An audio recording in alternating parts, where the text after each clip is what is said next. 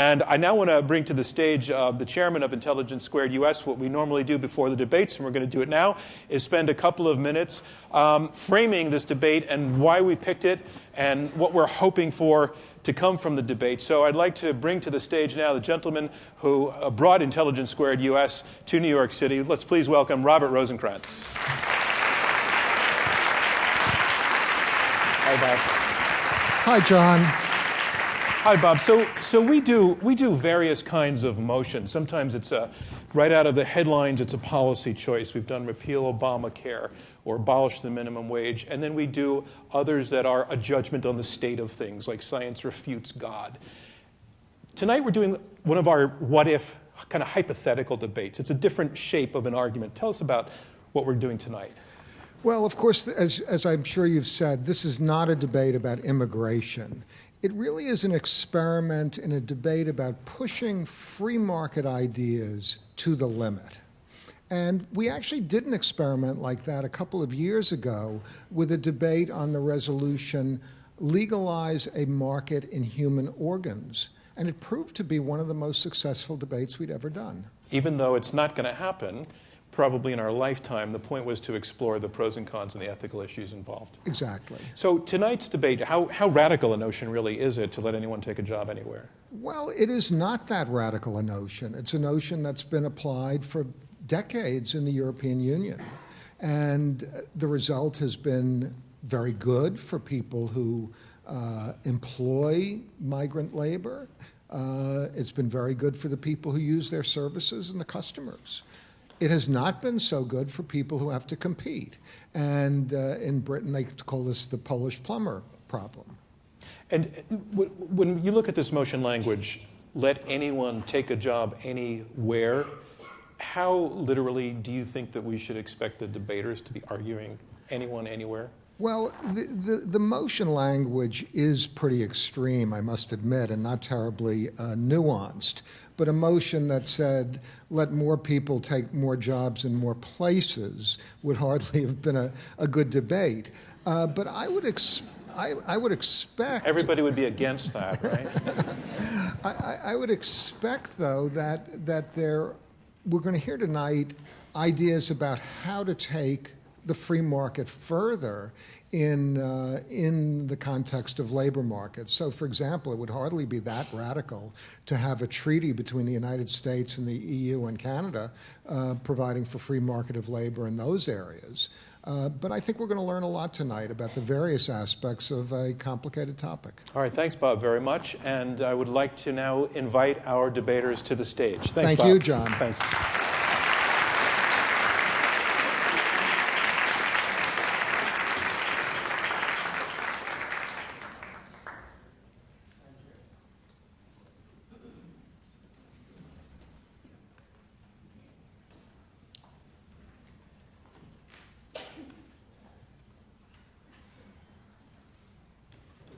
The lights were a little soft on me up here, and I was just waiting for them to come up. It's not an ego thing. It's a camera thing. Before we start, though, I just want to thank Bob Rosenkranz for bringing these debates here, and just want to ask him for one more round of applause for that.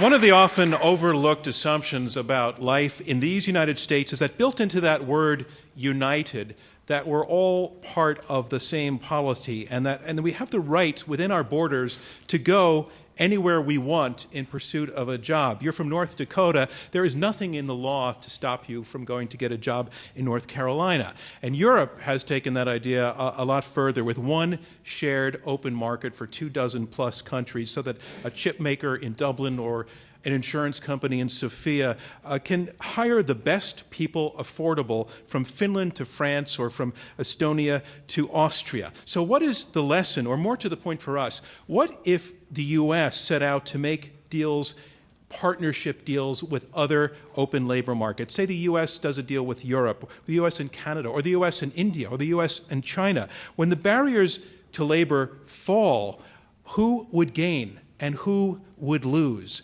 Now, this is a big what if, but it sounds like there's a lot to debate in there. So let's have it. Yes or no to this statement. Let anyone take a job anywhere. a debate from Intelligence Squared US. I'm John Donvan. We are at the Kaufman Music Center in New York City. We have 4 superbly qualified debaters, 2 against 2, who will take opposite sides on this motion, let anyone take a job anywhere. Our debate, as always, goes in 3 rounds, and then the audience votes to choose a winner, and only one side wins. Our motion, again, is let anyone take a job anywhere. And now let's meet the team first that is arguing for the motion. Ladies and gentlemen, please welcome Bryan Caplan.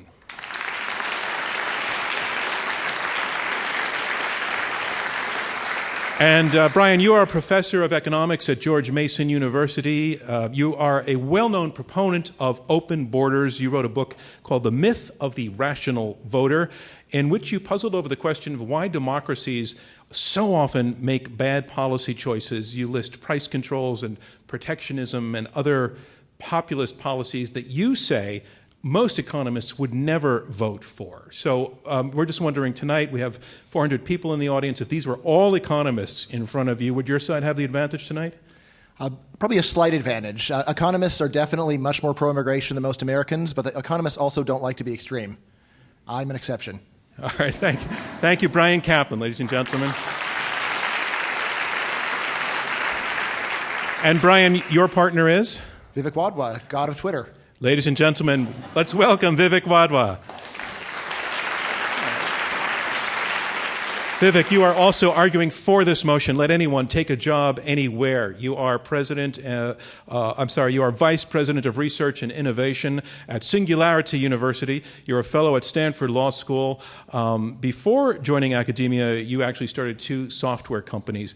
Vivek, you were born in India. You went to NYU Business School, became a naturalized citizen in 1989. Just curious, if this were all happening in your life now, business school, 2013, 2014, would you go to India now, or would you still want to stay here?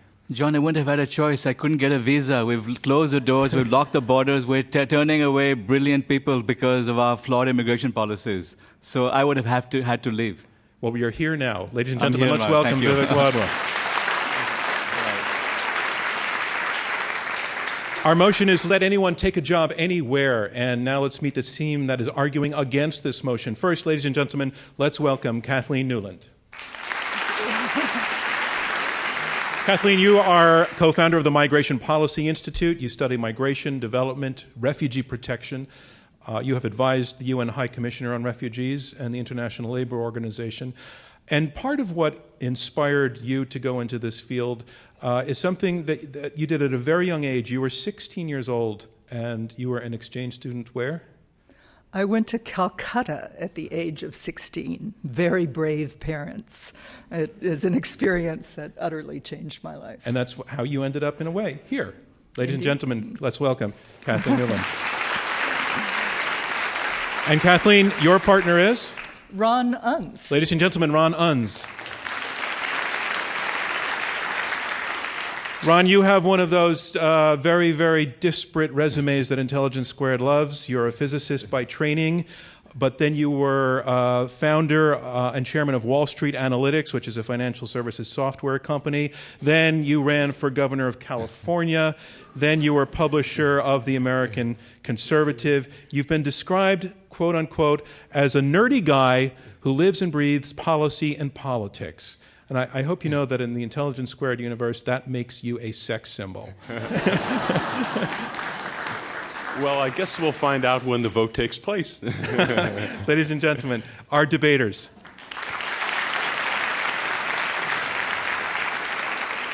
Now, I want to remind you that this is a debate. It's a contest. There will be a winner and a loser. And you, our live audience at the Kaufman Music Center here in New York City, will choose the winners by voting twice, once before the debate and once again after the debate.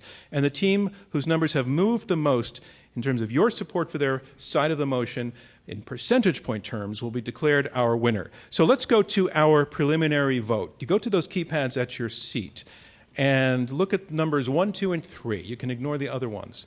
But if you look at our motion, let anyone take a job anywhere, and if you agree with that at this point, you want to push number 1. If you disagree with that, you want to push number 2. And if you're undecided, you want to push number 3. And if you push the wrong button, you can Just correct yourself. The system will lock in your last vote. Then again, at the end of the debate, we'll repeat that exercise. Again, the team whose numbers have changed the most in percentage point terms from their opening positions will be declared our winner. And at the end of the debate, it takes us about 90 seconds to get that calculation taken care of. Dana, I just want to ask if I could get a pen at some point. But wait, don't you need that for? Oh, great, thank you. Perfect, thank you. Oh, this has all these secret messages and notes written on it. Your crypt notes. That's the wrong pen. All right, on to round one, opening statements from each of our debaters. They will be 7 minutes each, uninterrupted. Our motion is this: let anyone take a job anywhere. And speaking first for the motion, Brian Kaplan, a professor of economics at George Mason University and senior scholar at the Mercatus Center. Ladies and gentlemen, Brian Kaplan.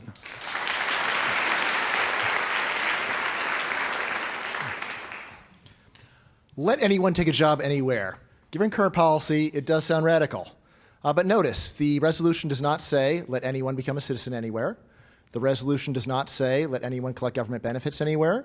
The resolution does not say, let anyone vote anywhere. The resolution only says that no matter where you're born, it should be legal for you to accept a job offer from a willing employer. The resolution parallels, let any woman take a job anywhere, or let any Jew take a job anywhere, or let any black take a job anywhere. The resolution is not a request for charity, and it is not a demand for government help. It simply asks the world's governments to stop requiring discrimination against foreign workers. Most pro-immigration arguments focus on high-skilled, high-tech workers. I outsourced this topic to my partner, Vivek Wadhwa. I'm going to focus on the vast majority of would-be immigrants who aren't high-skilled or high-tech. Haitian shoe shines, Nigerian waiters, Mexican gardeners, Bangladeshi farmers. Now, why on earth shouldn't we require discrimination against such people? Who would want them? The same reason that we shouldn't require discrimination against women, against Jews, or against blacks. They're fellow human beings, and they count. Now, suppose the world's governments made it illegal for Ron to work anywhere but Haiti. Would that be morally acceptable, to trap Ron in Haiti for the rest of his life? Mandatory discrimination against foreigners is especially awful because most of the world's workers earn vastly more in the first world than they ever could at home. Moving from Haiti to Miami increases your wages by about 20 times. That is not plus 20%. That is not plus 200%. That is plus 2,000%. Now, you could object that we're not obliged to help total strangers. But important point to remember, allowing someone to take a job is not charity. Let me repeat that. Allowing someone to take a job is not charity. What is it? It's called minimal decency. So suppose that Kathleen were to get a job. If I refrain from slashing her car tires on her first day of work, that does not make me a philanthropist. I am not starting the Save Kathleen Newland Fund when I don't vandalize her car. I'm merely leaving Kathleen alone. Now, sometimes tragically, just leaving someone alone has enormous costs. For example, if someone has bubonic plague, a quarantine really is the lesser evil. If you leave the person with bubonic plague free to roam, he could kill millions of people. Would open borders wreak comparable harm on our economy? No. Every scholarly estimate of the economic effects of open borders finds enormous overall benefits. Economist Michael Clemens, the world's expert on this topic, finds that a free global labor market would roughly double global production. Now, at this point, you may say, double? How is it possible to double global production? Well, consider this thought experiment. Imagine there were 1 billion farmers stuck in Antarctica farming the snow. Right? I don't know a lot about farming, but it sounds tough. All right, now, suppose we were to let these 1 billion farmers move from Antarctica to anywhere else, anywhere with decent soil, decent weather, decent conditions. Well, obviously, the 1 billion Antarcticans would be way better off when they get to leave Antarctica, but they are hardly the only beneficiaries. The other beneficiaries of allowing them to leave Antarctica are everyone on Earth who eats food. Everyone on Earth who eats food benefits from that greater availability of food. Now, economically speaking, Haiti and Bangladesh really are like Antarctica. They're countries where workers realize only a small sliver of their full potential. Ask yourself this: what is the best job that you could get in Bangladesh? Not very good. Now, wouldn't open borders hurt American workers? Some. Take me.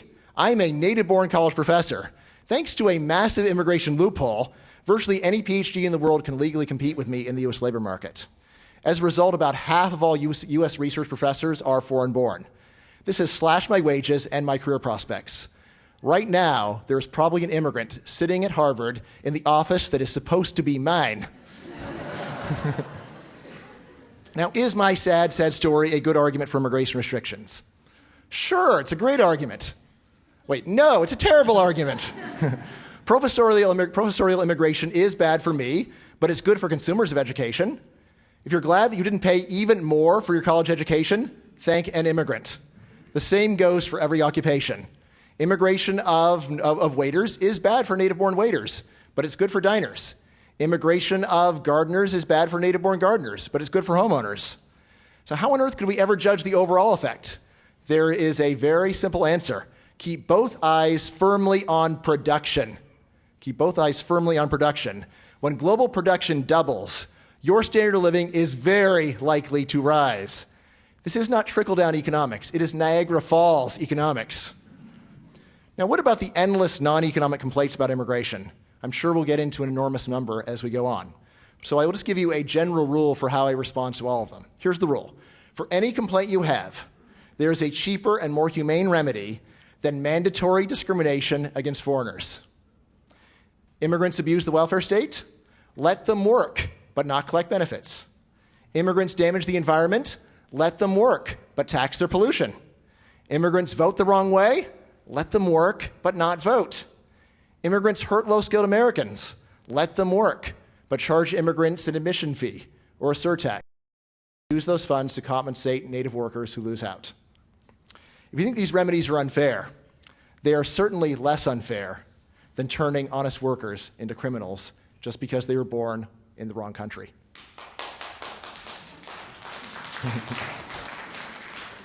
To conclude, let anyone take a job anywhere.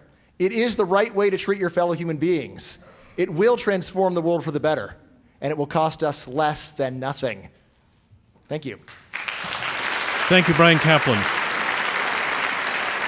And our motion is let anyone take a job anywhere. And here to speak against the motion, I'd like to introduce Ron Unz. He founded the financial services company Wall Street Analytics and is the former publisher of The American Conservative. Ladies and gentlemen, Ron Unz.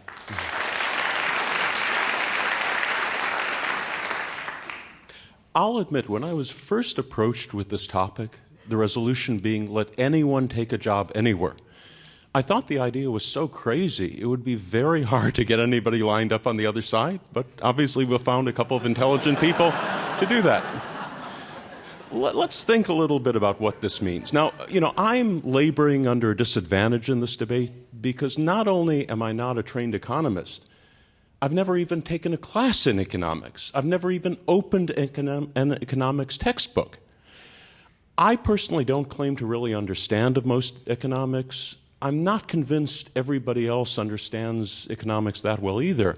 But one part of economics that is very well established, a very simple issue, is the law of supply and demand.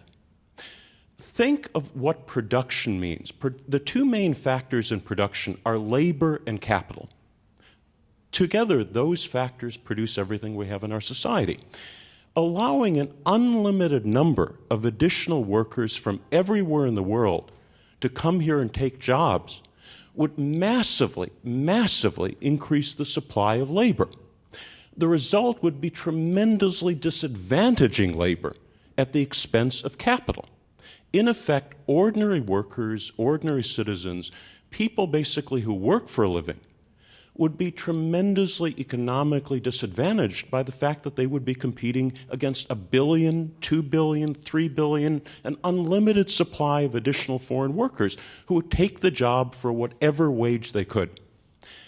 It's true, certainly, there would be a huge increase in economic production, productivity, GNP, but almost all of it, and possibly even more than all of it, would be captured by capital, captured by the wealthy people who own that side of the equation. In other words, what we're talking about is something that would be very beneficial for the top 1%, 0.1%, 2%, 5%, the wealthiest segment of American society. They would benefit, no doubt about it. Everybody else would suffer. I think that's very clear. Because when you're talking about basically 100 million or 150 million American workers suddenly competing in an open labor market with 1 billion or 2 billion or 3 billion impoverished people from everywhere else in the world, they certainly would suffer. Now, let's think of what really has happened in American society over the last 20, 30, 40 years. The late Daniel Patrick Moynihan, over 20 years ago, pointed out that for 2 decades, there had been no increase in average wage income in the United States. The standard of living of ordinary American workers had been stagnant for 2 decades. He said that 20 years ago. It's now been 40 years. The income of the average American has been stagnant or declining for 40 years now, which is a shocking statistic that most people are not aware of. Clearly, there have been advances in technology so that in many ways, people have a much better life than they did before with iPhones, with Google, with things like that. But in terms of real income, people are basically the same or poorer than they were decades ago. And as Moynihan pointed out in the 90s, that's the longest period of economic stagnation that has happened in North America since European settlement began hundreds of years ago. Now, is it entirely coincidence that 40 years of economic stagnation for ordinary American workers is the same 40 years that has seen one of the highest rates of foreign immigration to the United States in our history? I think it's more than a coincidence. The point is, if you have a huge influx of willing workers from abroad, able to take any job they could because they come from poor countries, you're trying to drive down the wages of ordinary American workers who are competing with them. Allowing anyone to take a job anywhere, in effect, would convert America's minimum wage into its maximum wage. And if you see the complaints right now over the 1%, over the wealthy elite who have tremendously benefited in the last few decades, while ordinary people in New York City or other places around the country have suffered, that would be tremendously exacerbated if you brought in tens or even hundreds of millions of impoverished workers from other countries to take their places.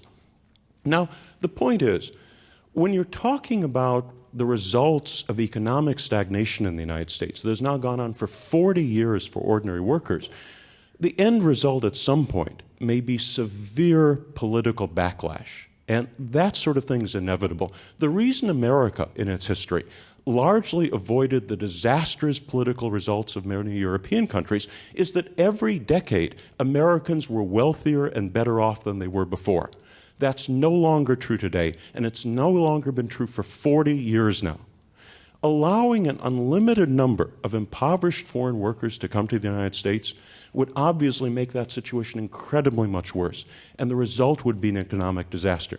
It's true that possibly 1% or 2% or even 5% of Americans would benefit tremendously from that change, but probably 90% of the American population would suffer economically. And they are the people who vote, they are the people who can protest, and their views would certainly be made known, and the result would be tremendous political backlash. We have to ask ourselves whether one reason for many of the problems we've had in the last few decades economically is because the glorification, the amplification of theoretical concepts that may look very good to pure economic theorists. People basically spend their time in the ivory tower, but don't understand that ordinary workers suffer when their incomes don't rise for 40 years. And I think, unfortunately, that's probably true today. One other aspect of the American political dynamic has been that there's an increasing centralization of politics in the hands of wealth. In other words, the people who fund the campaigns, the organizations that fund the campaigns. And when you have the wealthy people benefiting tremendously from a proposal like this, and everybody else suffering, but when the wealthy people, for example, fund the politicians, they fund the think tanks, they fund the universities, they fund the journals, it's not too surprising that some of these ideas become very common in such circles, even if the end result would be disastrous for the United States. The bottom line is that letting anyone take a job anywhere might sound good in theory, but it would destroy the United States and destroy the lives of ordinary workers. Thank you very much. Thank you, Ron Unz. And a reminder of what's going on. We are halfway through this opening round of this Intelligence Squared U.S. debate. I'm John Donvan. We have 4 debaters, 2 teams of 2 on opposite sides of this motion, let anyone take a job anywhere. You have heard the first 2 debaters, and now on to the third. Let's welcome to the lectern Vivek Wadhwa. He is the Vice President of Research and Innovation at Singularity University and a fellow at Stanford Law School. He is arguing for the motion, let anyone take a job anywhere. Ladies and gentlemen, Vivek Wadhwa. You know, I've read Ron's writings, I've watched his videos, and that's not the Ron that I've read. The Ron that I've read about is not one of these Tea Party, anti-immigrant people who goes around creating fear about the billions who are going to invade America and take away our jobs and so on. Those are the debates that are happening in Washington, D.C. by a small segment of Congress, which has been elected through a gerrymandered electorate. That is not the real world. That is not how Americans think. The fear we've had about Mexicans coming in and taking our jobs away, and then Indians coming in and taking our jobs away, they have not been founded. Now, Brian explained what's happening in the unskilled sector. I've been researching systematically what's happening in the skilled sector because you have the same fear-mongering happening in skilled immigration, that, my God, these Indians are going to come and take our jobs away. If we expand the number of H-1B visas, American workers will be unemployed. The exact opposite is happening. America is the most competitive land in the world. We have reinvented ourselves over and over again. Diversity rules over here. Look at New York City.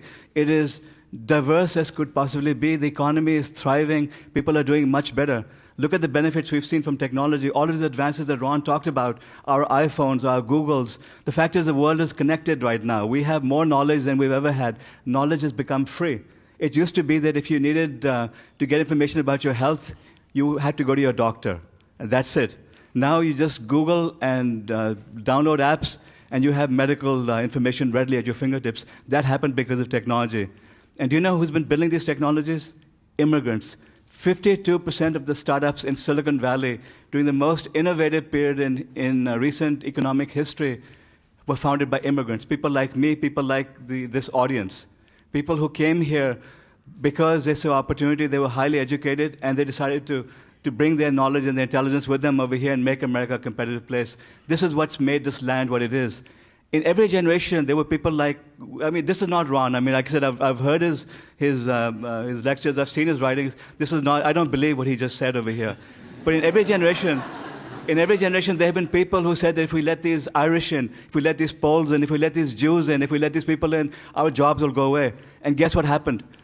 These immigrants made Americans work harder, think smarter, compete, and this became the only innovative economy in the world. We lead the world because of innovation, because we open our borders and because we allow people to come in here. Now, that's one perspective. The other perspective is that I hate to tell you this, but the cat is already out of the bag. How many of you check email when you go home? All of you do, right? Now, when you go on vacation, do you check email? All of you do. Well, most of you do. When let's say that you decided to work for 6 months in South America and your job was highly a knowledge job, as are many jobs increasingly right now, you'd be working from anywhere. Therefore, anyone else could work from anywhere as well.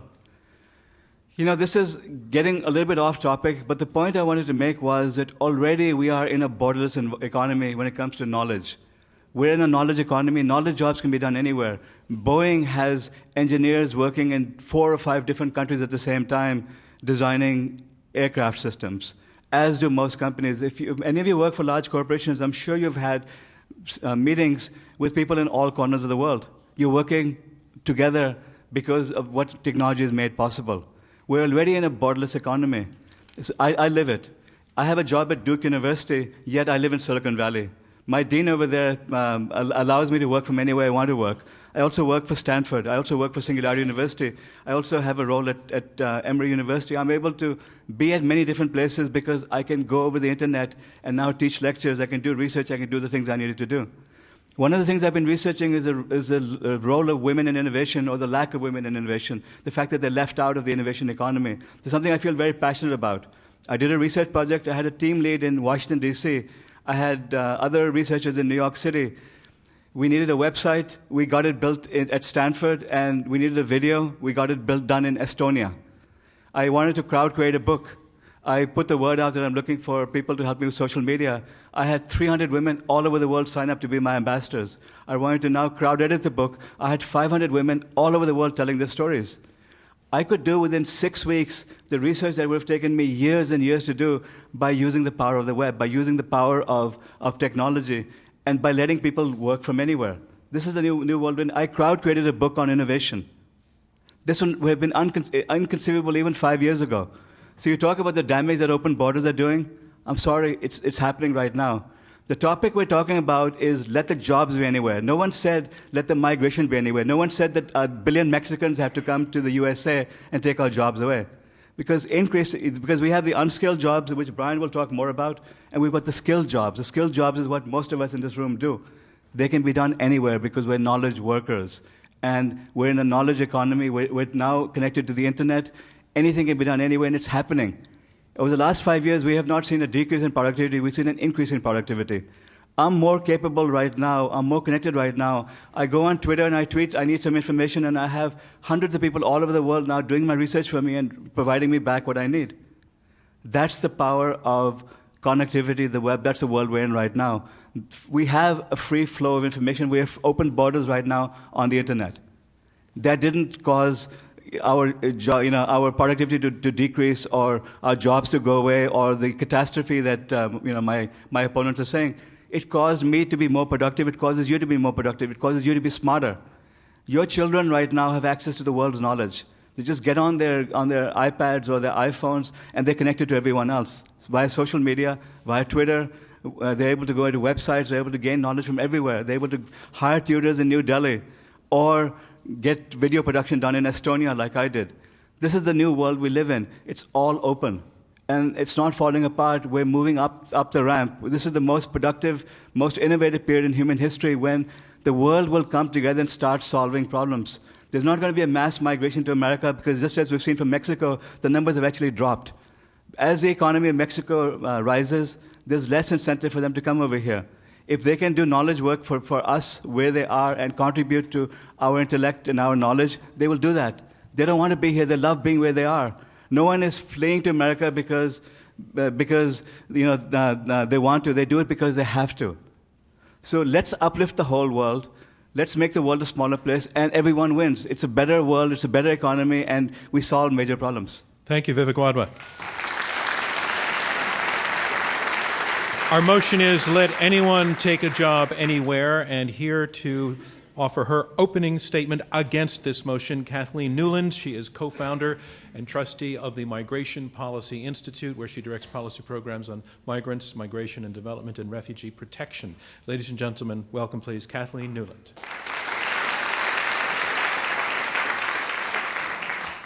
Thank you, John, and thanks to all of you. It's wonderful to be here in this extremely stimulating company. I'd like to remind Vivek and the rest of the panel that our proposition tonight is not let anyone take an anywhere job. It's let anyone take a job anywhere. And I want to ask you to consider what the world would really be like if anyone could take a job anywhere. As a theoretical proposition, it's very attractive. Economic models where other things are always equal show that world GDP would go up. But I'd like us to think about those other things, which in the real world are never equal.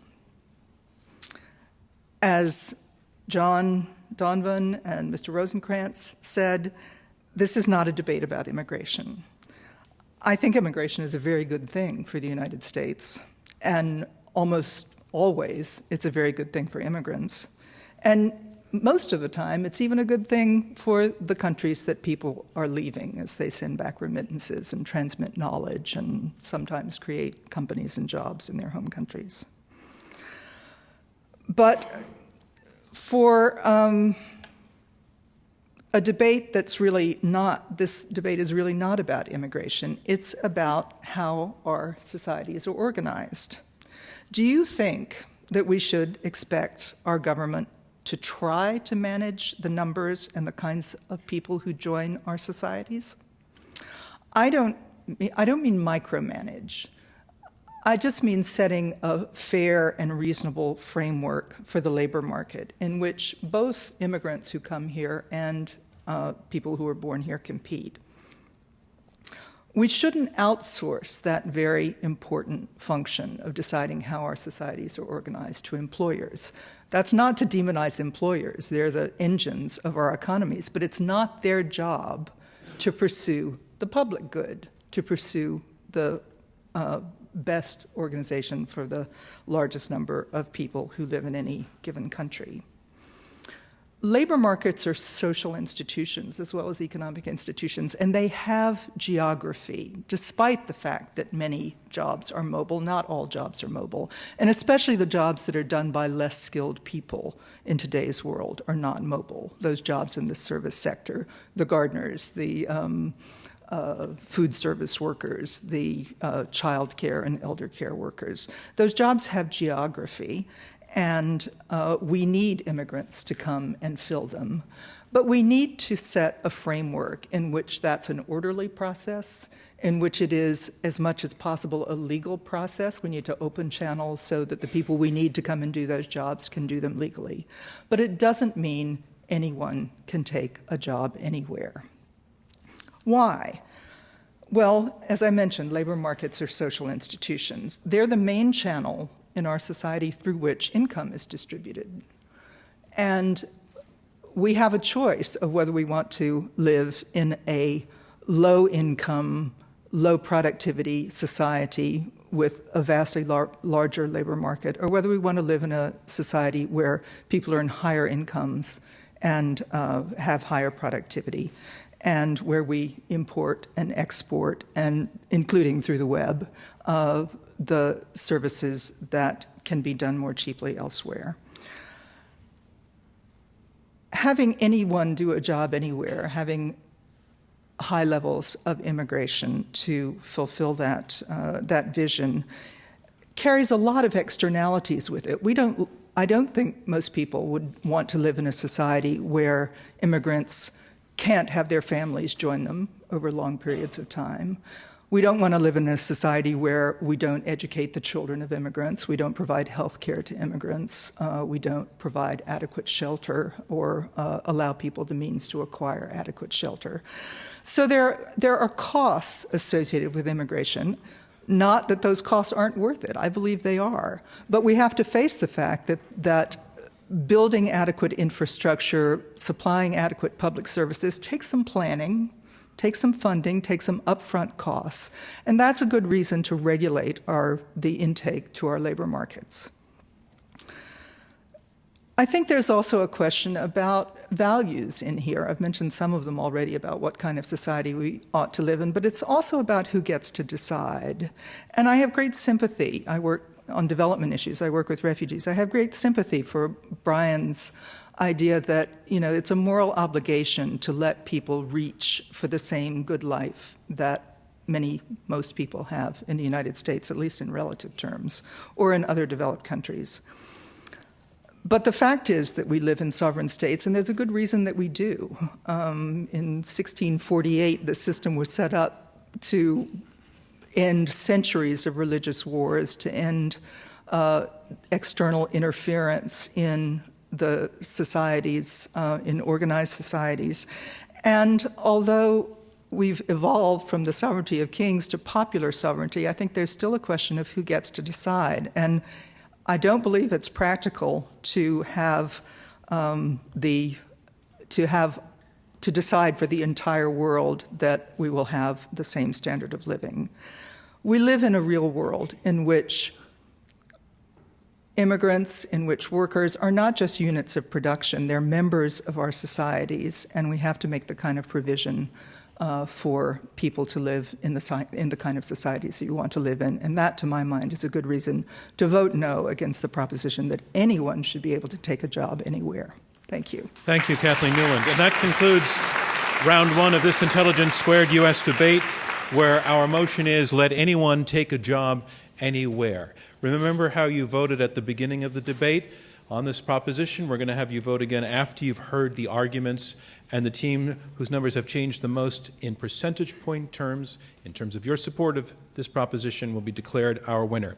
Now we move on to round two, and round two is where the debaters address each other in turn and take questions from me and from you in the audience. The motion is this: let anyone take a job anywhere. And arguing for the motion, we've heard Brian Kaplan and Vivek Wadhwa, and they have argued several points. They've come at it several ways. They've argued that actually giving a job to anyone anywhere is common decency. Not to do so is a form of discrimination against foreign workers that in itself violates that decency. That opening borders globally, they cite a statistic that says would actually double global production, which the other side did not refute. They also say that we're on this road already, that in one sector of the economy, the knowledge economy, that this is already happening. And to quote Vivek Wadhwa, the world is not falling apart.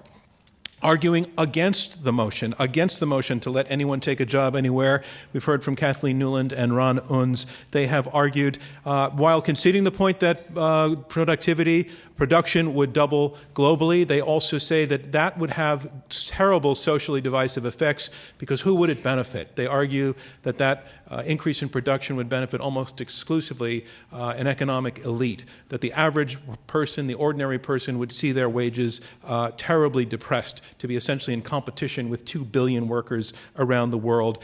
And they argue also that employment and labor is a geographically based thing. You have to be in the place. It's social. There are real costs. Who's going to pay for the schooling of these moves of population? Who's going to pay for the healthcare costs? It's not just a matter of individuals being units of labor. Do you really want to give factory owners a decision about how society is organized, or do you want to give it, I think they were saying, to legislatures or maybe even kings? So that's where we are on hearing both sides of these arguments. And I want to go back and slice through some of what you were saying and have you interact on some of this. And I'm interested in Brian Kaplan's point when he was arguing for the motion to let anyone take a job anywhere, that not to do so is a form of discrimination against foreign workers. And I want to take that to your opponent, Kathleen Newland, because to a degree it sounded as though you get what he's saying.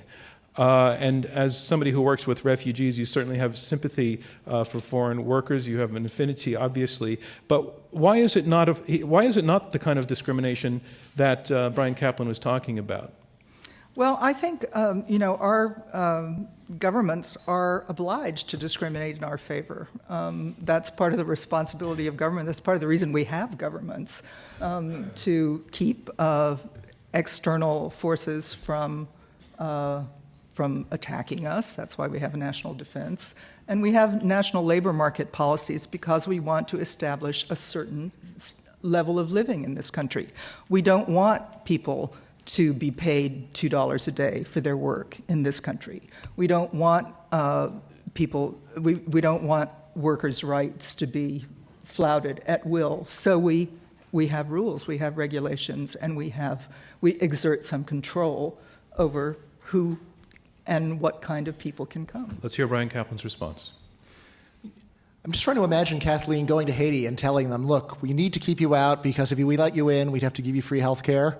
And I don't feel like doing that, so you have to stay here. Then that way we can maintain our standard of living. It just seems like to anyone that was not already inside of your in-group, this argument would be totally unconvincing because it would be so obvious that you really just don't care about them and you're willing to do almost anything to people outside of your group. I mean, let me put it this way.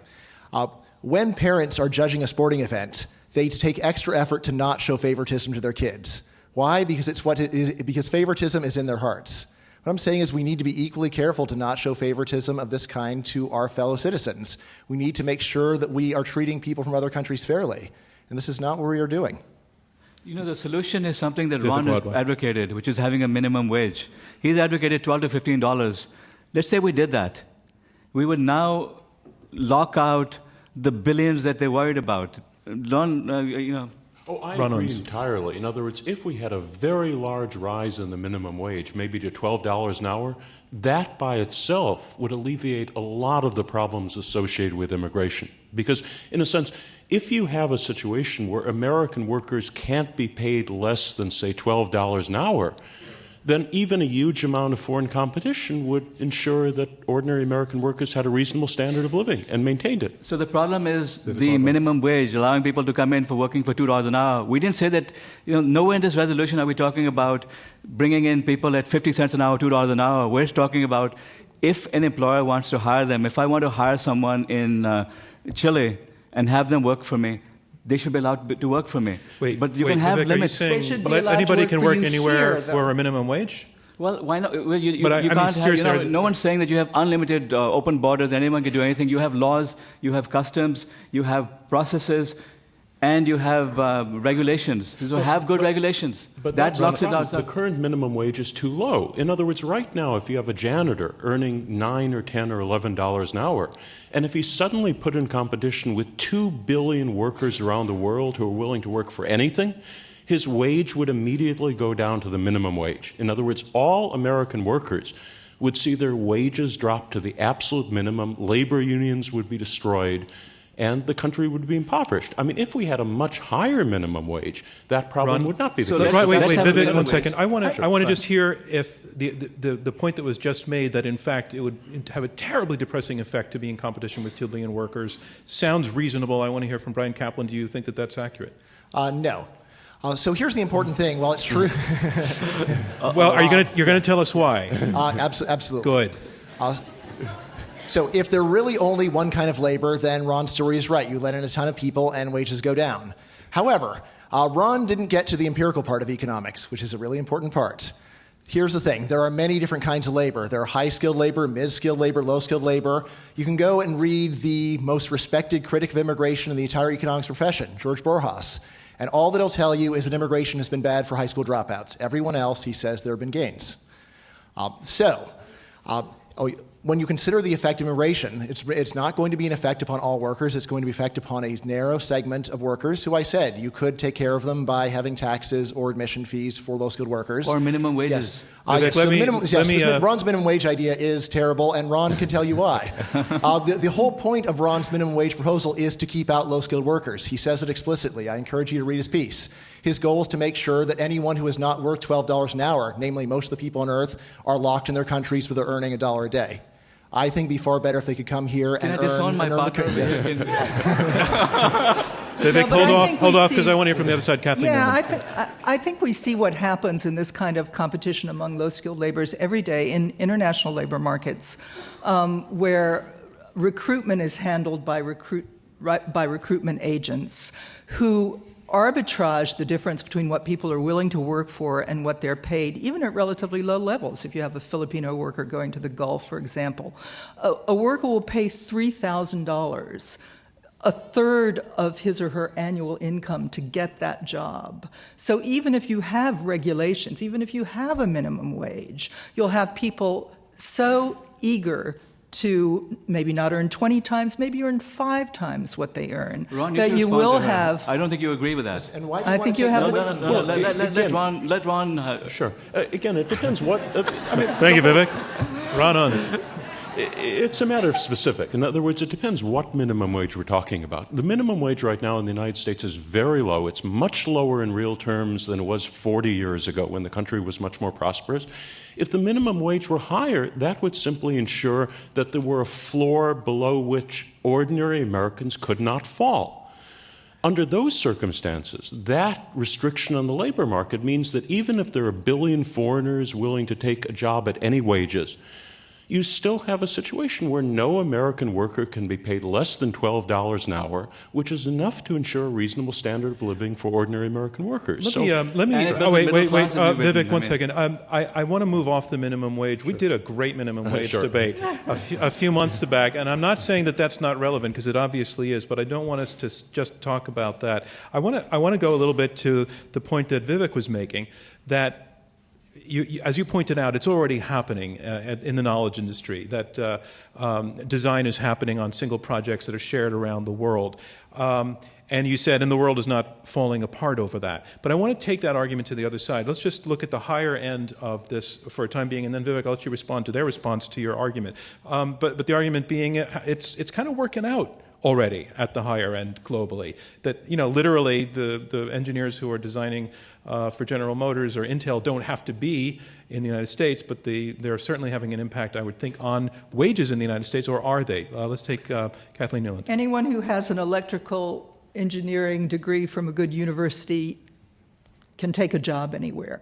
Yes, it's already in place at the higher end, and I'm absolutely good with that. Why are you good with that? In that it's going to have an impact on wages globally as well, will it not? Aren't there now hundreds of thousands more engineers in India competing with American engineers? Well, but they're not competing with them here. And really, what I'm but talking Vivek about is saying here doesn't matter because the work takes place across borders. So answer that. Yeah. I think here does matter. The engineer in India, unless he's at the top level of management, is not getting paid the same as the engineer in the United States. There is an arbitrage going on between those two levels. Salaries keep rising worldwide, and if you have more people doing innovation, you solve more problems. The economy rises. This is what's happening worldwide right now. I told you how I became more productive, how I could now crowdsource a book on innovating women by getting women all over the world to help me with it. There's no way I could have done that project if I didn't have access to all these amazing women all over the world. That's the magic that happens when you stop worrying about restrictions and start. It's like, we would have to block off the internet to stop the right. Free But flow her of point labor. isn't that you can't do a book, and you're playing the woman card quite effectively. I have to say. Her point, and I hope that they vote for women at the end of this. Her point is that the Indian engineers are actually not making the same kind of money that engineers in Silicon Valley are making. Their salaries are rising. This is what It's happens. not, but it's not only about their salaries. It's also about that. If you are an electrical engineer in Haiti and you can make the same salary in Haiti that you would make in Los Angeles, you still would probably rather live in Los Angeles, where you have a reliable supply of electricity. We're not talking about migration. good The skilled schools. workers don't have to migrate. The Boeing engineers that work in different places are not migrating. They're working together. They're collaborating. Yeah, but we're arguing about anywhere here. We're arguing I'm talking about the same geography thing. matters. You're looking in the past. You're looking 50 years in the past when people had to physically move to do jobs. The jobs that all of the people in this room do are high-skilled jobs. I don't see any laborers in this room. They are able to do things over the internet. They're able to do things over email. They're productive over email. They're on the internet. They're connecting with each other in different To my ways. amazement, I That's thought true, Brian but that's Kaplan was not going to the be the debate we're problem here having. tonight, and I haven't heard from him in a couple of minutes. So Brian, jump in, please, and then I'll come to you, Ron. Ron mentioned the declining or the stagnant wages of the last 40 years and suggested that immigrant labor supply was the problem. There was a much larger change in the labor market over the last 40 years. It's called women entering the labor market. My question for Ron, so do you think that women entering the labor market was a bad thing for the economy? Was it bad? Did all the gains go to capital? Was it bad for men? I'd like to know. Well, actually...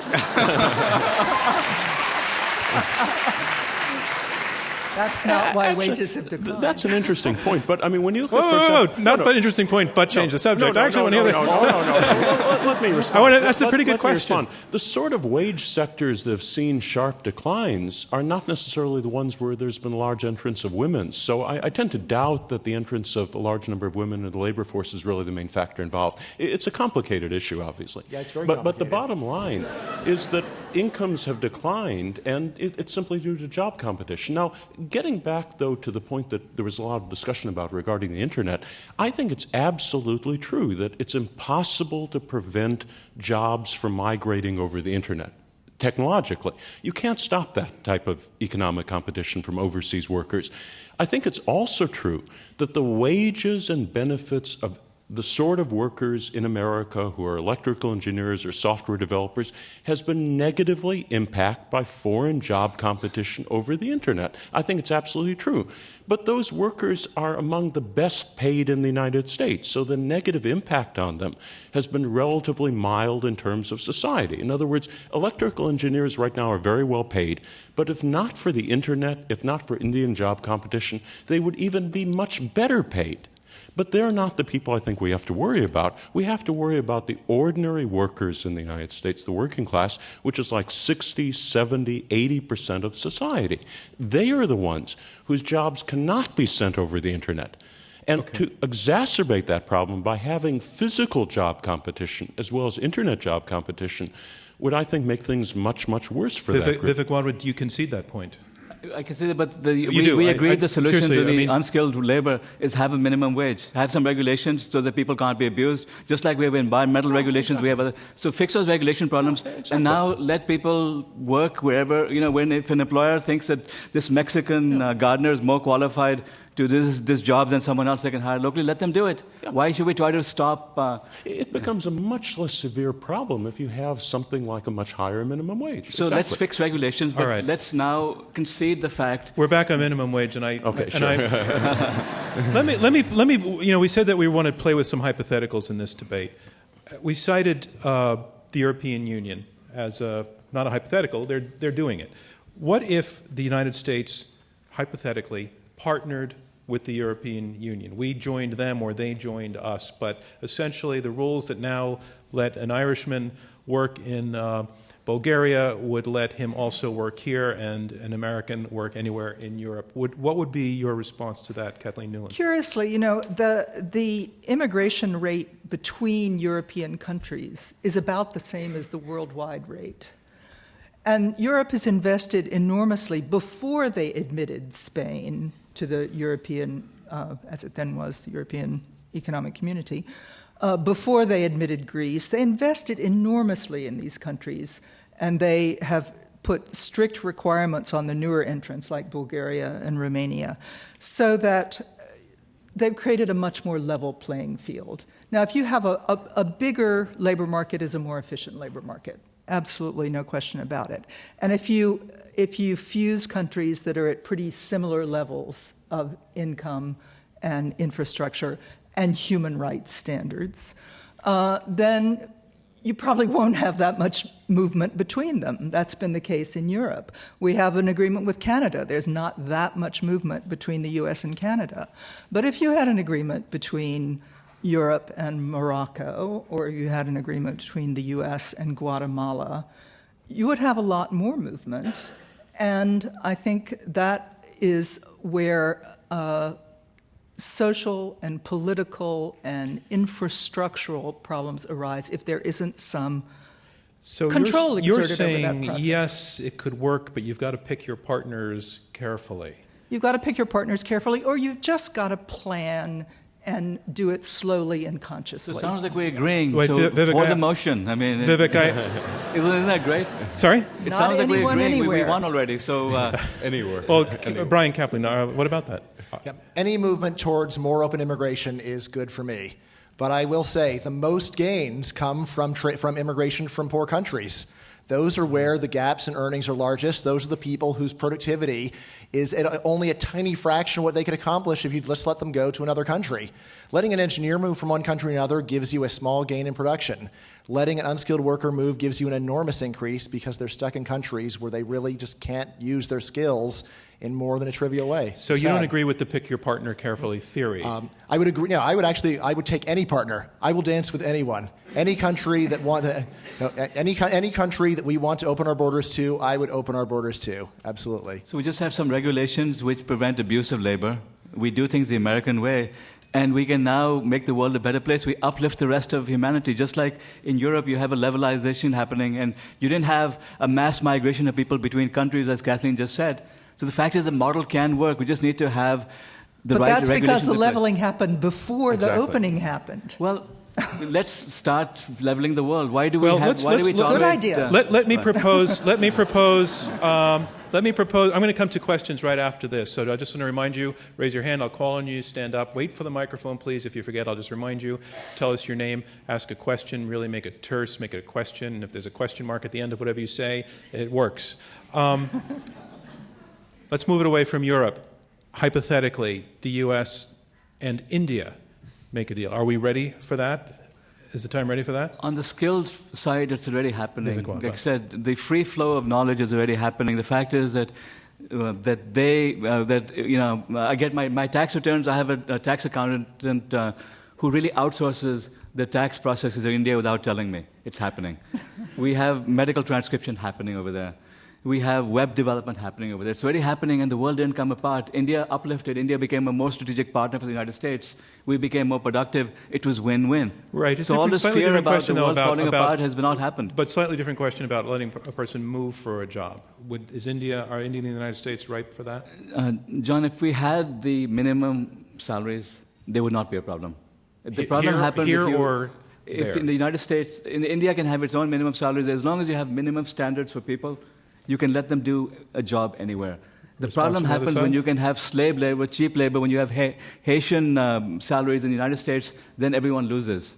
So keep some decent regulations there, keep our social values, build a real middle class. This is the beauty of what Ron has been proposing, that under his scheme, we would have a stronger middle class. That we've lost that middle class because we have a minimum wage which is less than it has been for, 2 or 3 decades, whatever the numbers Exactly. are. Okay, but we all agree on the minimum wage. Okay. But it's related. It's related, though. So I just want us to move to new Brian ground. doesn't agree on the But minimum. they're related Kathleen Newland, issues. do you want to respond to that The reason before why I- Ron is arguing about billions of people coming over here is I know, but because he's but- worried that the salaries will go down to zero. But you've both made that round of points twice now, and that I'm only saying that because I want us to try to get to other topics, not to disrespect the points because I think Well, they're valid. Kathleen I Newland. do want to respond to Vivek on that, and in a way to agree, but it's not a question of anyone being able to take a job anywhere, because this can only work under it can only work two ways. It can work anarchically, which is what I've been arguing against, because that's what's implied by the proposition, is anyone, anywhere. Or it can work under highly regulated circumstances. Sweden has a labor market policy that is anyone who is offered a job in Sweden by a legitimate employer can come to Sweden, do that job, live in Sweden. Sweden has a very high tax, highly regulated, and high benefit society, which I think actually sounds pretty You good. don't copy everything. You But don't have to have high taxes. You have relatively low taxes, can't- and you have a high minimum wage. Problem You fixed. can't. Yes, you can have, do that, and Ron has demonstrated you can do that. You need to I get your own think you. partner I here. think you then get into the arbitrage problem. You know, Can you You do explain not- the not term if you fix it his arbitrage way. for folks who Yes, don't get it? when somebody is basically taking the difference between a wage here and a wage there and creaming out part of it for their own benefit. This is what happens in international recruitment with these very high fees that are paid by. Ron, you need to respond to your partner. And the reason why that's Brian possible Kaplan. is precisely that it is not legal for them to go under most circumstances. No, this is yes. these are legal workers. These are legal workers. Under most circumstances, there are very few jobs in Sweden where someone would want to hire someone from another country if they're low skilled, precisely because the regulations are so strict. Again, remember, the whole point of Ron's proposal is to price out most people on Earth from the U.S. labor market. He says this. So when you talk about the poor conditions of workers in other countries, remember, Ron's proposal is designed to keep them poor at home. Is that true, Ron? That's not true. Well, not really. In other words, I mean, again, it's a very simple issue. It's a very simple issue. When you have billions of workers legally able to come to the United States and take any job they can that they're offered, you're really converting, again, the minimum wage into a maximum wage. Because basically very few people in the United States under those circumstances who do ordinary jobs would ever get paid more than the minimum wage. No, but you've already said that. His point was that you want to lock out the poor. That's right. That's what he said, and I said, is that true? Well, again, it depends what you mean. In other words, if you're talking about preventing tens of millions of people coming here and driving down wages, yeah, that's certainly true. I'm trying to prevent Even though that. they are living in total misery back home, and they would be earning 5 to 10 times as much as they came It's perfectly here. true. If you allow an unlimited number of foreign workers to come to the United States and take a job under any circumstances, those foreign workers would benefit. They would end up being much more prosperous than they are right now. But ordinary Americans would be hurt at the same time by a comparable amount. Oh, I stopped there. Brian, is that true? Yeah. No, it is not. So if you want to get an idea Well, no, about- I mean, it sounds Yes, extremely yes. plausible. Yes. So since we're in New York, let's talk about one of the greatest open borders experiments in history, Puerto Rico. Puerto Rico started out as a third world country when the United States beat Spain. There was open borders. What has happened? Well, first of all, about half of Puerto Rico left over the course of 100 years. Secondly, Puerto Rico is now one of the richest countries in the world. What happened? People in Puerto Rico who otherwise would have been stuck in a third world country, not able to use their skills. Many of them left and found that there was a better place for them to work. And those remaining found that their wages were higher. A lot of what happened was that Puerto Ricans went home and turned a third world country into a first world country. There's no reason that America cannot do for the world what it did for Puerto Rico. The whole world? One difference For the world. One Yes. difference Really? is one difference is that Puerto Rico. Give me a century, and I will give you prosperity over the surface of the earth. You got it. We will meet you here. Let's go to some questions from the audience. Right there in the center, sir, and if you can stand up when the mic comes from your left-hand side and tell us your name.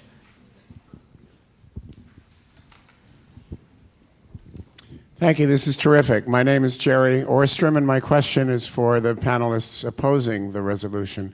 Mr. Unz, you asserted that opening labor markets would not only be devastating to local labor, but to the general economy itself.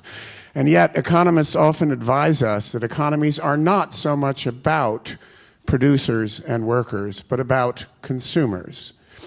And to the extent that foreign workers are hired at all, it's because it's deemed that they will produce goods and services with higher quality at cheaper prices than the local labor market that they outcompete, which in turn is wonderful for the economy. Could you address that, please, and could the other panelists respond? Well, it's certainly true. The economy would grow, but the benefits, the growth would be captured by the factors of production that are not based on labor. It would be captured by capital. In other words, it's the sort of thing where if you suddenly have a vast increase in America's population of workers, the economy will obviously be larger. In other words, there'll be more goods, more services, more people buying things. And it's also true that those tens of millions or even maybe hundreds of millions of foreign workers would be much wealthier in the United States than they were back home in China or India or Africa or wherever they were before. But ordinary Americans, the current Americans, would be dramatically hurt by it. They would be much poorer. So what it really comes down to is whether it's important to safeguard the prosperity of ordinary Americans, even at the expense of decreasing the impoverishment of tens or hundreds of millions of people from overseas. I mean, again, the numbers involved would be gigantic. If we had a policy right now that anybody could take a job anywhere, I think we'd be talking about 10, 20, 30 million people coming to the United States in the first few years of something like that. Again, people right now are earning $1 an hour, 50 cents an hour, 10 cents an hour, and if suddenly they could earn $7 an hour in the United States, it would seem awfully good to them. Brian people Kaplan. who employ them would drive down the wages, and ordinary workers would be tremendously damaged by it. Brian Kaplan, I think you just described your fantasy come true. Yeah, so the problem is that Ron keeps talking about labor like there's only one kind of labor. So everyone in America is identical to everyone else on Earth, so you could be replaced by whatever job you're doing by anyone on Earth, but that, of course, is not true. There are many different kinds of labor. Rich countries tend to have much more skilled workers. So you should expect that skilled workers would be among the beneficiaries of the increase in the supply of lower skilled workers. Now, does this mean that every American will gain? That is much less clear. That's where I said if it's only a minority of Americans who are losing, then it is very feasible to say we will charge you an admission fee or a surtax and give you some compensation. But what Ron is talking about is keeping out almost everyone on Earth and losing all these benefits that we could otherwise have, and of course trapping most of the world in poverty for no reason. And Ron, I want to bring back to you something that Brian said in his opening statement that we haven't got to, which he talked about the renewal of a society and an economy by virtue of having fresh blood, the immigrant blood, both the energy and the creativity and the innovation that can come from that. And you haven't addressed that as a value that they place very highly. Both of your opponents do very highly. I think there's certainly a lot of truth to that. In other words, over history, America has benefited tremendously from its large-scale immigration, and I think probably the immigration we've had over the last 20 or 30 years has been very beneficial in many ways also. But the numbers really are awfully large right now. America has, for example, America right now has one of the most rapidly growing populations anywhere in the first world. Much more rapidly growing than most other countries. In fact, for example, that sometimes is distorted when the New York Times or other people talk about America's growth in GDP and compare it to growth rates in Europe or other countries. They're not talking about per capita GDP, they're talking about total GDP. Right now, America's population is growing at twice the rate of China's. So, for example, when you look at the growth of America's GDP, if it's 2%, but if the population is growing by 1%, the per capita income growth is only 1%. The problem is, ordinary Americans care about per capita income, not the total GDP of the country. And even, for example, if the wealth of America increased by a lot, if we brought in 30 or 40 or 50 million foreign workers, but if the per capita income of ordinary Americans dropped dramatically, that would be a disaster. If you basically triple the population of a country, but everybody in the country becomes half as wealthy as they were before, the GDP is much larger, but it's a disaster for ordinary Americans. That's not what we're talking about. We keep going to these doomsday scenarios where we'll have the Mexican hordes coming in here. It's not what we're talking about. Let's go to another question. Right there, ma'am. There's a mic coming down the aisle. Thanks. If you can tell us your name. My name is Brett Popper, and I'm just curious, we've been focusing on foreign workers coming to America, and I'm curious, should Americans be able to take jobs anywhere in the world? Why not? That's a great idea. That's the same question that Brian would ask, saying if we're going to now tell, the economy of other countries will rise. Things will get better in the rest of the world. There may well be a day when Mexico has a stronger economy than does the United States. Now, imagine flipping it on its head, saying Americans can't take a job in Mexico because they happen to be North versus South. That's the same type of thinking we're doing right now. Rather than trying to uplift anyone and make the world a more equal, more fair place where everyone is well off, we're talking about restricting ourselves. We're talking about closing our borders. God knows we'll have a thousand billion people coming to America and taking our jobs away, decimating our salary. That's not how it's ever been. That's how it's not it'll ever be. If we create a third world country next door to us, if we keep having these restrictionist policies, we'll create problems for ourselves. The solution is to uplift Mexico and to have the same relationship as U.S. and Canada, where we don't worry about people going across borders. Kathleen, do you want to take the question Yes, about Americans traveling, or do you want to respond to where Vivek got to? I think they're related. Okay. Because I do think that the ability to travel for a job is something that is and needs to be a matter of public policy. There needs to be a matter of consensus on that within countries, and I think that a polity, self-constituted under a sovereign people, have the right to decide what kind of relationship they want to have with other countries. And I would indeed, I wish that we knew how to uplift Mexico. I wish that we knew how to eliminate corruption and they're doing it on their own, thank you. Mexico doesn't need American handouts. And Mexico is rising on its own. I'm not talking about handouts. Let's talk about Haiti, much better example. I wish we knew how to do that. I wish we had the will and the willingness to spend in Haiti. That would solve all the problems. I couldn't agree with you more. If we knew how and had the will and the resources to level the playing field worldwide, we wouldn't be having this debate because there wouldn't be a problem. There is an easy solution to Haitian poverty, and that is let Haitians in. Right now. If you can stand up, please, thanks.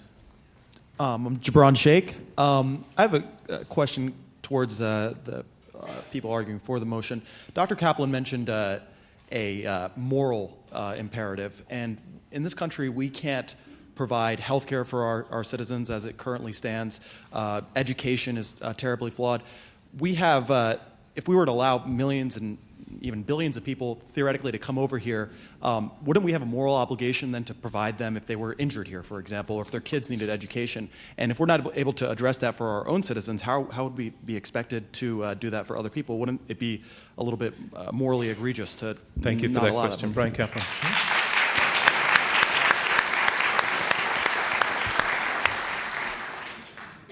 It's a very strong question. So I ask you, imagine going to Haiti and saying, look, we know that you would love to come here and get a job.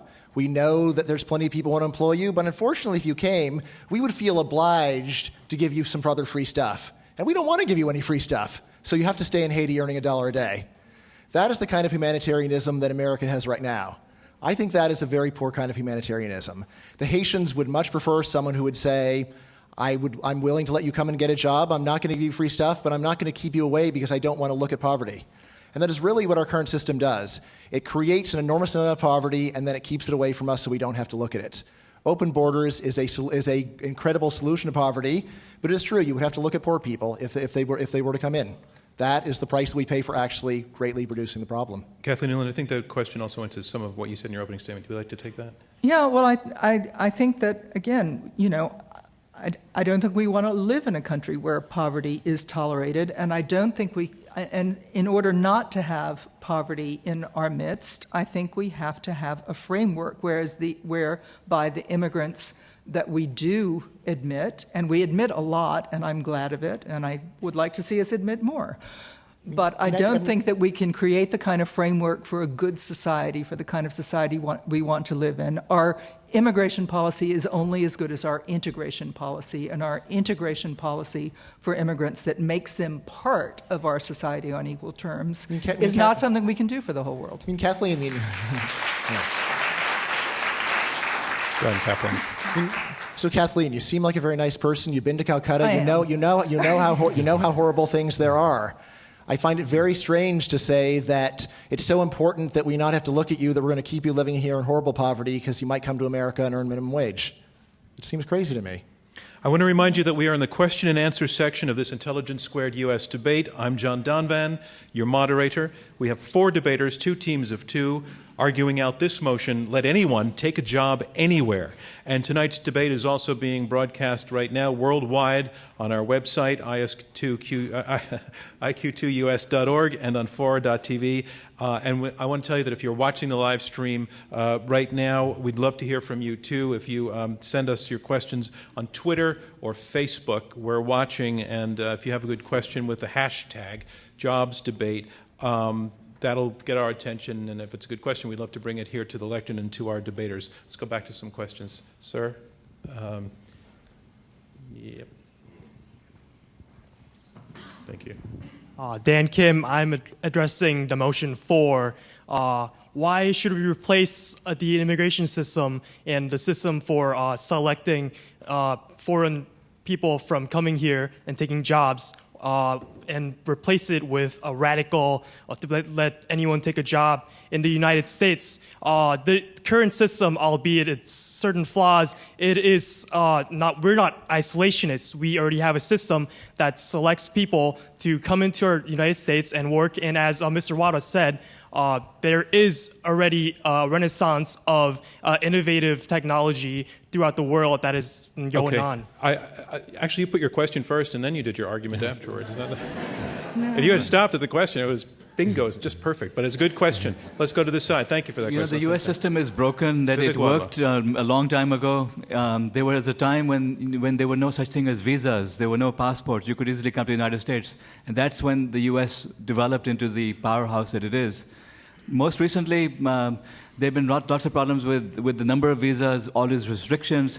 We now have a reverse brain drain going on. We have skilled talent leaving the country because we won't give them enough visas. We have these protectionist sentiments. Now we have a clogged Congress which can't even keep the government open, let alone do rational immigration reform. Because why? Because you have a small segment of American society which believes that if we open the doors, billions will come in, they'll take our jobs away, and this country will go to the dogs. I mean, this is the problem we have right now. So your answer to his question, when he said we actually have a functioning system, not perfect, but it functions, it sets priorities. It's broken right now. Yes, okay, you do not agree right with now, that. As of the last 2 or 3 years, it's All broken. Right, let me take the same problems. question. If you want to respond, Ron Owens. And if you don't, I can move on to another question. Could I just say one thing about that? I think the U.S. system leaves a lot to be desired. I think it does need fixing. But I don't see why we should replace it with a system that's completely employer-driven.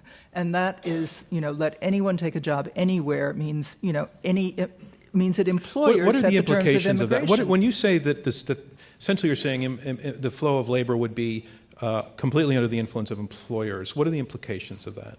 Well, currently in the United States, our immigration system is overwhelmingly driven by family reunification.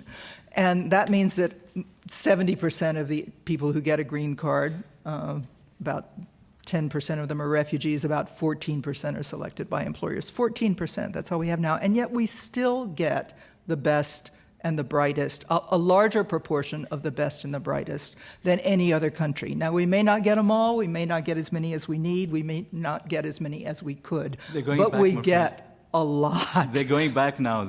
We're now in reverse. Well, we're not in and, reverse. Employers are not evil. Employers are, like I said, as long as you have regulations and have minimal levels, employers are not going to bring in people from abroad when they can hire equally competent, better people here. They don't want the cultural problems. They don't want to have the cost involved with it. They don't want to have to pay for the health insurance when they don't have to. They will do what's right for them, and there's nothing wrong with letting employers select the people they want to hire. I just want to get back to Kathleen. You started answering my question, and maybe that is the answer, but the implications of what I thought I heard you saying is you're concerned about throwing out a system that essentially is under the control of a political process, giving the control of the flow of labor to employers, and I just want to get a clearer picture of what that means and why you are, I guess, frightened by it. Because it's not the job of employers to pursue the public good. It's the job of employers to pursue the good of their companies. That's as it should be. That is part of what accounts for the dynamism of our economy.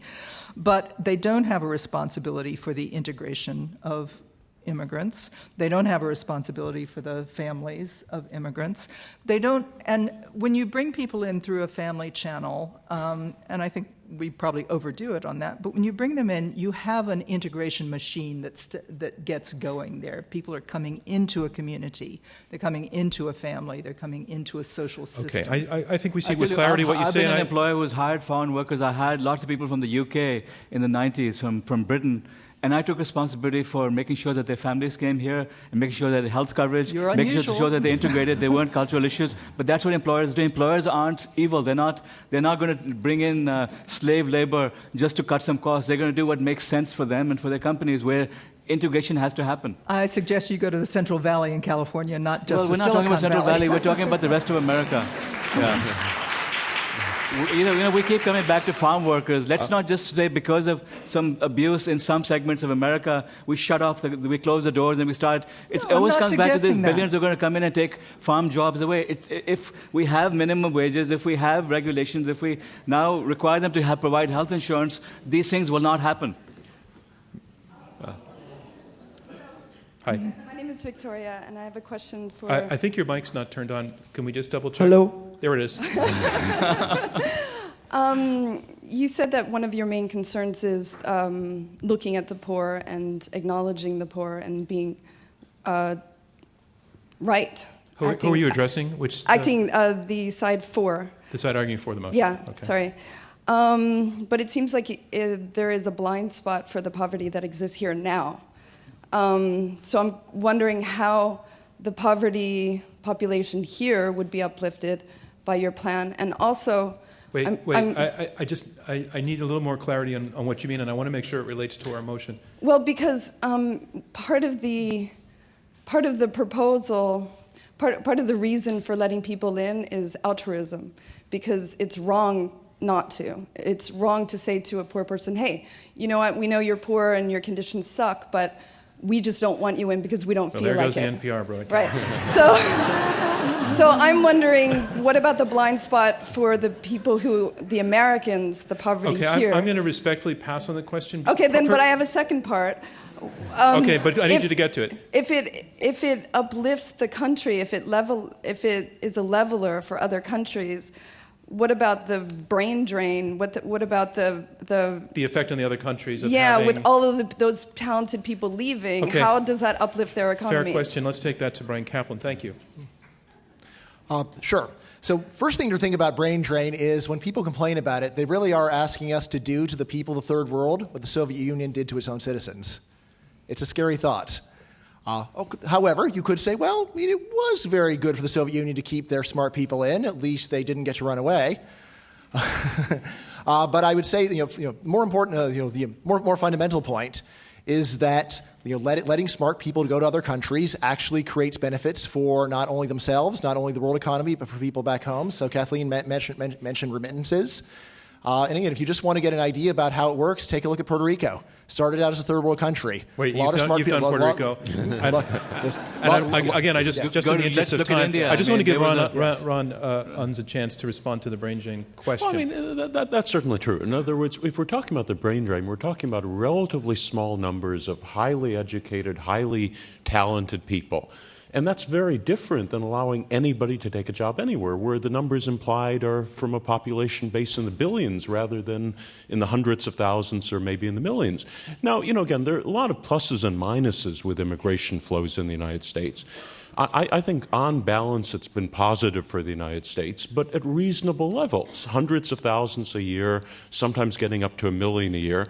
That's very different than the proposition, which is talking about unlimited numbers, which I think would be disastrous. Subject to employers making job offers and then people taking jobs. That's what we're talking about. We're not saying that's part of your argument. But the motion doesn't say let anyone take a job anywhere subject to employers' employment. But it also doesn't say. It also doesn't say that. It also doesn't say that let them just come here and then look for a job. I mean, we're not talking about removing all barriers. We're talking about if you have a job offer, if you find a skilled worker somewhere, you can hire them.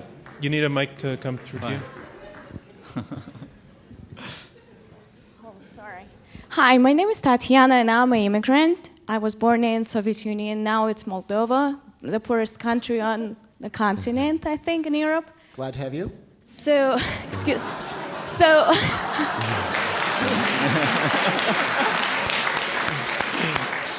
two things I wanted to mention. So, I need you to ask a question. And just one question, okay? Yeah, pick the best only one. one question. Go for it. So, 10 years ago, my salary was $30 a month. 5 years ago, I moved to America. If it took me only 5 years to get here, get a job, and be successful, I think anybody can do it. So I don't think that the laws here limit people. People that are really motivated, that are driven and want to do things, they will. From you. So my question is about European Union. So my question is about European Union. There are countries in European Union that people that are part of European Union have no rights to work in. For example, they need a work permit. Switzerland is one of them.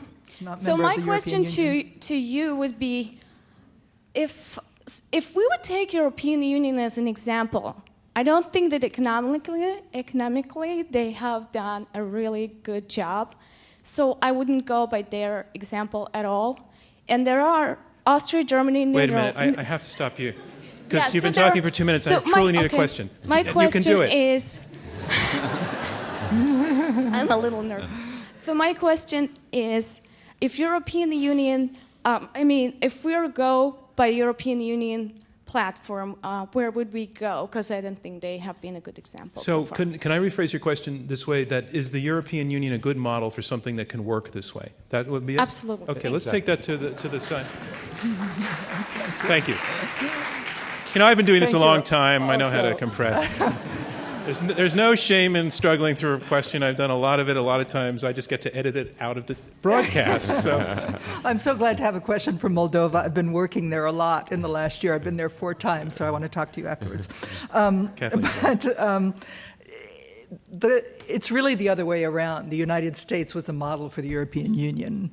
In a sort of fundamental sense of trying to reach the economies of scale, the continental economies of scale that the European Union, that the United States had by virtue of being one country. So the European Union has gradually eliminated first, its tariff barriers and tried to integrate into coal and steel industries at the very beginning.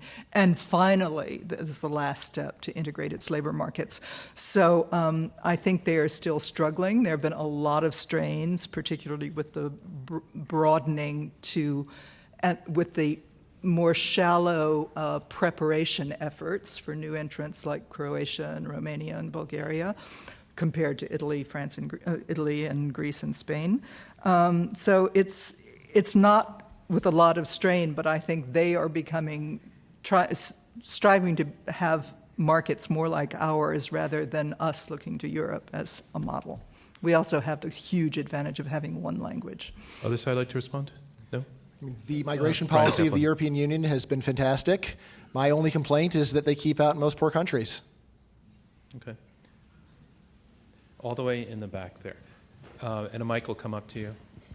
Do you mind standing out would you actually, because you're in shadow from my perspective, which probably means you are for the camera, just to come down about 6 steps until you're, great, that's great, thank you. Okay. So people can you tell us your name also? Tiffany, Tranchina. So people want to come to America because they want to prosper, right? And I think 3 of y'all, but Brian, have mentioned that there needs to be a minimum wage, but we don't have one. So if the politicians are not going to vote for one, or if we don't know if they're going to vote for one, how can we today vote and say yes, that we want everyone to be able to come in and work anywhere? Okay, that's actually not a minimum wage question. That's a question, what you're asking is why this side is arguing that we'll work it out, and you're asking how can we trust Correct. the system to work it out. I think and it's a fair today. question. Right. In this hypothetical what-if world we're talking about, what is your confidence level that the kinds of protections that you're saying would need to be built in could actually be built in? We already have those protections. We have employer laws. We have laws for sick leave. We have employer laws for maternity. We have laws for health care. We have a minimum wage. Let's just tweak it a little bit and now move on. It's not rocket science. But you can applaud that. I don't mean to suppress his applause. I thought that the flow of the argument was, though, that the cost of supplying those services to large numbers of people, your opponents are arguing, could be prohibitive. We're talking about as many employees as employers need. And we're not talking about billions of people. We're talking about reasonable numbers of people coming here, taking jobs when they're offered jobs. I don't see why we keep talking about billions coming here. No one is saying just open the borders and let people come here and live, and we have to give them health care. We're saying there's a job here for them. Let them take the job. It's as simple as that. I don't know why we even have to debate this. It's a simple argument. If an employer wants it, if they're going to... Here's the problem. I mean, in the practical world, obviously people are self-interested and they try to game the system. Let's say, for example, we convert our immigration policy, our job labor policy, entirely to the control of employers. Right now, for example, illegal immigrants pay thousands of dollars to be smuggled into the United States in a difficult and dangerous way. Suppose instead they took that thousands of dollars and paid it to an American employer to hire them for 1 week or 2 weeks or 3 weeks. They could come here legally. They would work for 1 week or 2 weeks or 3 weeks. They would then be laid off, and they would melt into the larger society. In other words, basically, you'd have to set up a police state to then catch them and deport them afterwards. That is really... come on. That is really scheming. I mean, that's really complicated. All these doomsday scenarios to close off the borders, come on, that's an extreme situation again. This is the same negativity we get from the Tea Party. I have to say this concludes round 2 of this Intelligence Squared U.S. debate. Thank you. Where our motion is, let anyone take a job anywhere. And now we're going to go on to round 3. Round 3 are closing statements from each debater in turn. They will be 3 minutes each. Immediately after their closing statements, we will have you vote a second time. And I want to remind you, you've already voted your position on this motion, and after hearing the arguments, you vote a second time, and the team whose numbers change the most in percentage point terms will be declared our winner. So our motion is this: let anyone take a job anywhere. And here to summarize his position against this motion, Ron Unz. He's former publisher of the American Conservative magazine. Ladies and gentlemen, Ron Unz.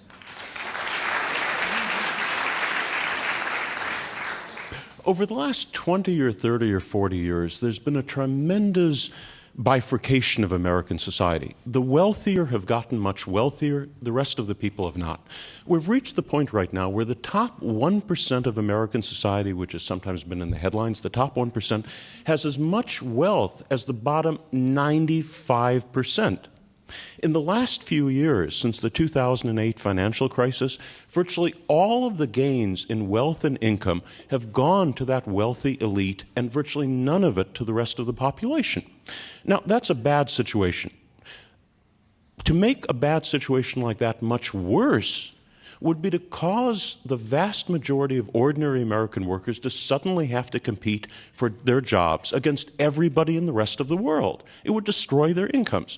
What we're talking about, again, is something that certainly would benefit the best educated, the wealthy elite, the affluent people in society. To be honest, the proposal that we're talking about probably would benefit many, perhaps even the majority, perhaps even the vast majority of the people sitting here in this audience. I mean, we're talking about New York City, one of the wealthiest cities in the United States. We're talking about the sort of people who attend a debate like this. Many of you might not be wealthy right now, but you're young in your careers. You certainly have a lot of prospects. Probably many of you would benefit from something that would drive down the wages and income of 60, 70, 80% of the rest of the people in society, but it would make the political situation much worse than it is right now. What we have to do is make changes in other proposals in other aspects of our society to alleviate the problems we've had over the last 20 or 30 years in terms of this wealth gap, not make them much worse. The proposal we're talking about would be devastating to the vast majority of Americans and should be voted against. Thank you, Ron Unz. Our motion is let anyone take a job anywhere, and here to summarize his position supporting this motion, Vivek Wadhwa, Vice President of Research and Innovation at Singularity University. Ladies and gentlemen, Vivek Wadhwa. Right through American history, we've had these same debates that foreigners will take American jobs away. We've always blamed foreigners for all the ills. Now my friend over there is blaming foreigners for the income disparity between the rich and the poor. Immigrants haven't done that. That's the evil Wall Street that's done that, my friend. That's a different problem in American society. We can have a balanced immigration policy which allows people in that make sense for America, that make it more competitive to come in here. It's happened with skilled immigration. Skilled immigration has made America the most fiercely competitive land in the world. We're seeing benefits from it. It's uplifting society. A lot of good has come from skilled immigration. We're moving into this knowledge economy in which we've already tested what happens with open borders. The fact is that we're connecting with people everywhere.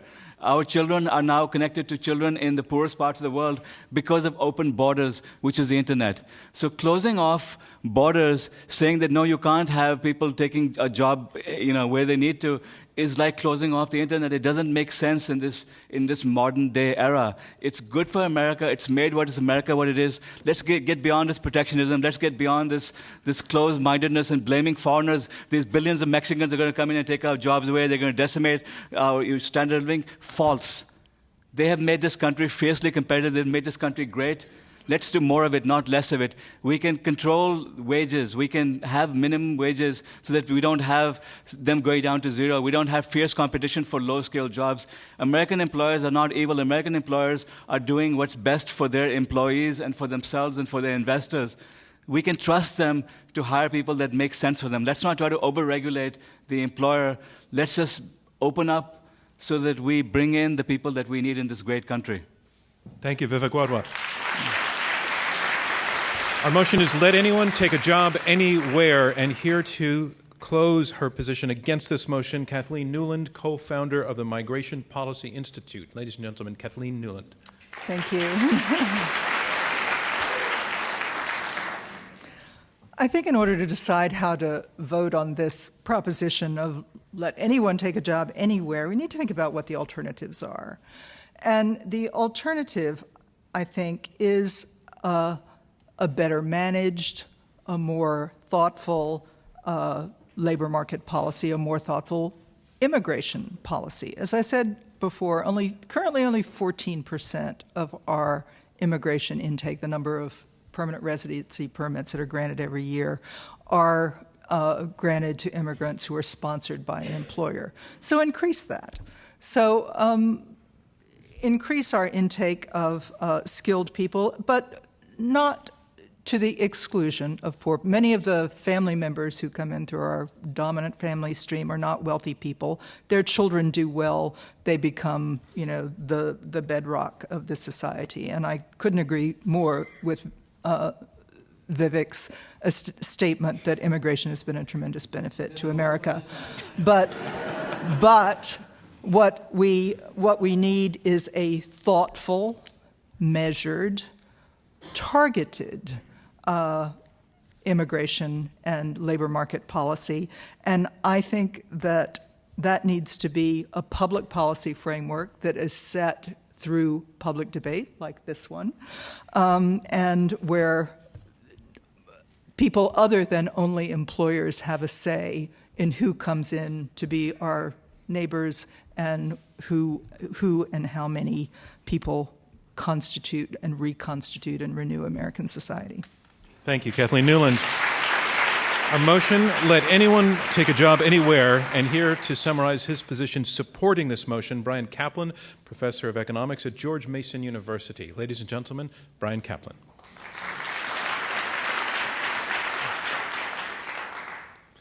As Vivek said, it is hard to believe that we're actually even debating let anyone take a job anywhere. If our opponents had told you that the law should prevent women from working, or the law should prevent Jews from working, or the law should prevent blacks from working, you wouldn't just disagree. You would be appalled. You would be horrified to hear such words coming out of their mouth. You should be equally appalled when someone says the law should prevent foreigners from working. Criminalizing the employment of women, Jews, blacks, or foreigners is doubly evil. It denies workers basic human rights, and it deprives the world of the full benefit of workers' talent and ambition. Open borders should be a bipartisan and bi-ideological cause. Conservatives should oppose immigration restrictions in the name of freedom, free markets, small government, the work ethic, meritocracy, and Horatio Alger himself. Liberals should oppose immigration restrictions in the name of equality, reducing poverty, equal opportunity, non-discrimination, social justice, and the global 99%. When the government forbids American farmers to hire Mexican farm workers, how can a conservative not see the oppressive hand of big government, crushing the entrepreneurial spirit? When the government forbids American restaurants to hire Haitian dishwashers, how can a liberal not see a heartless legal system diabolically promoting poverty and discrimination? Please, let anyone take a job anywhere. It is the right way to treat your fellow human beings. It will transform the world for the better, and it will cost us less than nothing. Thank you, Brian Kaplan. And that concludes closing statements. And now it is time to see which side you feel argued best. I want you to go again to the keypads at your seat and vote now the second time. Remember, it's the difference between the two votes that determines our winner. And the way the vote works, if you look at this motion, let anyone take a job anywhere, and after hearing the arguments you agree with it, you're agreeing with this team, push number 1. If you do not agree with this motion, you agree with this team, push number 2. And if you are or became undecided, push number 3.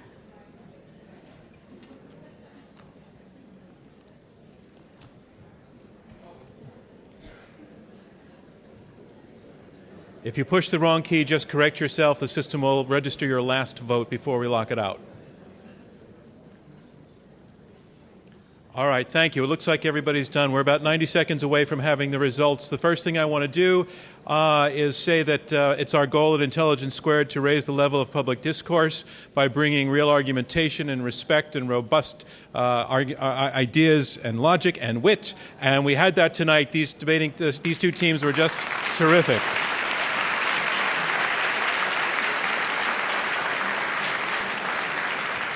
And Vivek, when you say that we shouldn't even be debating this, that chills me to the bone.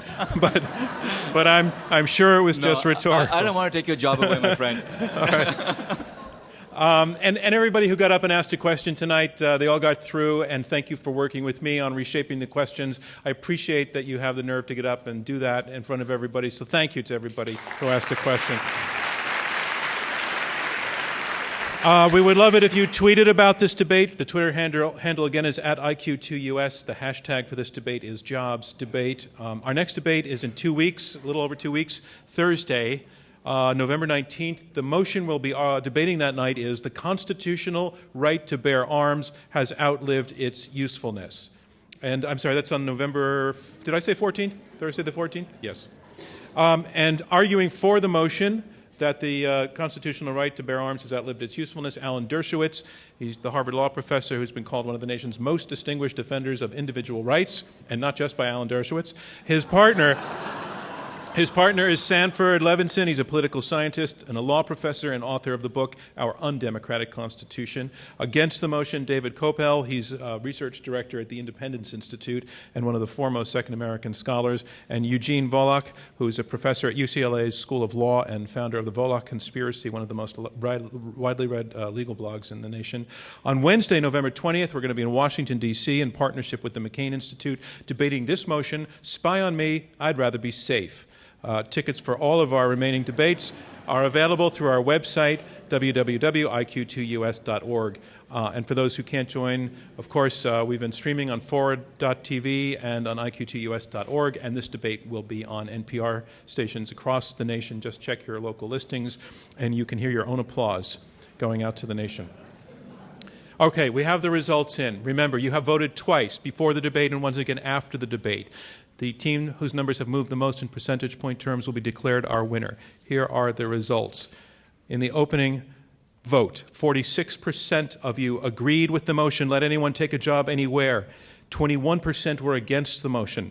33% were divided. The second vote, let anyone take a job anywhere. The team arguing for the motion, they went from 46% to 42%. That's a loss of 4 percentage points. The team arguing against the other side, I think we can see where this is going. Their second vote was 49%. That's an increase of 28 percentage points. They are our winners. The team arguing against the motion, let anyone take a job anywhere, are our winners. Our congratulations to them, and thank you from me, John Donvan, and Intelligence Squared US. We'll see you next time.